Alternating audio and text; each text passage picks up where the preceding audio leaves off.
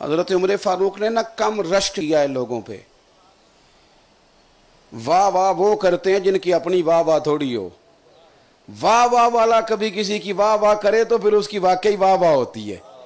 حضرت عمر کی تو اپنی بڑی واہ واہ ہے، لیکن فاروق اعظم نے یہ والا رنگ جب دیکھا نا سیدنا عمر نے، ایک کندھے پہ امام حسن دوسرے پہ امام حسین، تو دور سے دیکھ کے حضرت عمر کہتے ہیں، قریب آگے کہنے لگے قربان جاؤں، دنیا میں بڑے سواریوں پہ سوار ہوتے ہیں، پر حسن حسین تمہارے بھی صدقے جاؤں، کیسی شاندار سواری ہے تمہاری، کیا سواری ہے تمہاری. ایک کندھے پہ تم حضور کے بیٹھے ہو، دوسرے پہ وہ بیٹھے ہیں.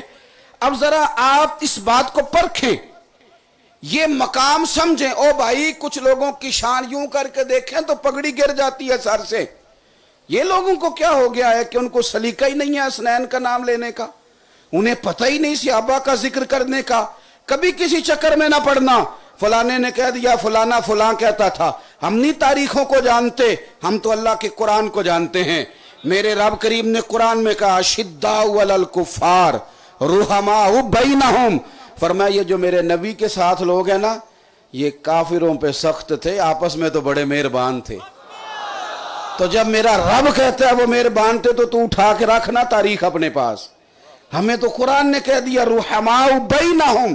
اور اقبال ترجمہ کرتے ہیں، کہتے ہیں ہو حلقہ یاراں تو بریشم کی طرح نرم، رزم حق و باطل ہو تو فولاد ہے مومن. تو حضرت عمر دیکھتے ہی کہنے لگے قربان جاؤں تمہاری سواری پہ. حضور نے نظر پیچھے کی طرف کی اور کر کے فرمایا یہ ذرا دیکھنا یہ بھی رنگ ہے.